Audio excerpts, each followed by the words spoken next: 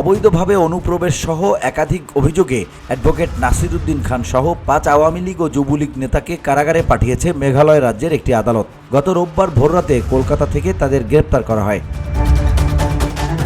মঙ্গলবার ভারতের মেঘালয় রাজ্যের পশ্চিম জৈন্তিয়া হিলস জেলার এমলারিয়াং বিচারক আদালত তাদেরকে কারাগারে পাঠানোর আদেশ দেন। 5 জনের মধ্যে রয়েছেন সিলেট জেলা আওয়ামী লীগের সাধারণ সম্পাদক ও সিলেট জেলা পরিষদের অপসারিত সাবেক চেয়ারম্যান নাসিরউদ্দিন খান, সিলেট মহানগর পুলিশের সভাপতি আলম খান মুক্তি, সিলেট মহানগর যুবলীগের সহসভাপতি আব্দুল লতিফ রিপন, সিলেট মহানগর আওয়ামী লীগের কার্যকরী কমিটির সদস্য ইলিয়াস আহমদ জুয়েল এবং সুনামগঞ্জের ছাতক উপজেলার সিংচাপির ইউনিয়ন পরিষদের চেয়ারম্যান ও ছাতক উপজেলা যুবলীগ নেতা শাহাবুদ্দিন সোহেল।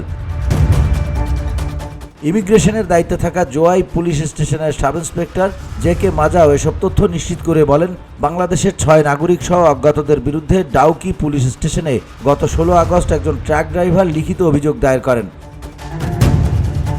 19 আগস্ট মামলা রুজু করা হয়। এই মামলায় গত রোববার 5 জনকে কলকাতা থেকে গ্রেপ্তার করা হয়। ডাউকি থানায় তাদের বিরুদ্ধে ভারতীয় ন্যায় সংহিতার 4টি ধারা এবং বিদেশি আইনের 14 নম্বর ধারায় অভিযোগ রয়েছে।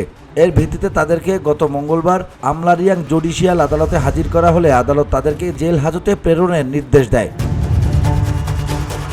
মামলার তদন্তকারী কর্মকর্তা আদালতে বলেন, এজাহারে কারো নাম উল্লেখ না থাকলেও তদন্ত সাপেক্ষে এই 5 জনকে গ্রেপ্তার করা হয়েছে। 4 জন পলাতক রয়েছেন। পরে আদালত শুনানি শেষে গ্রেপ্তারকৃতদের জোয়াই কারাগারে প্রেরণের নির্দেশ দেন। VOD Bangla news desk.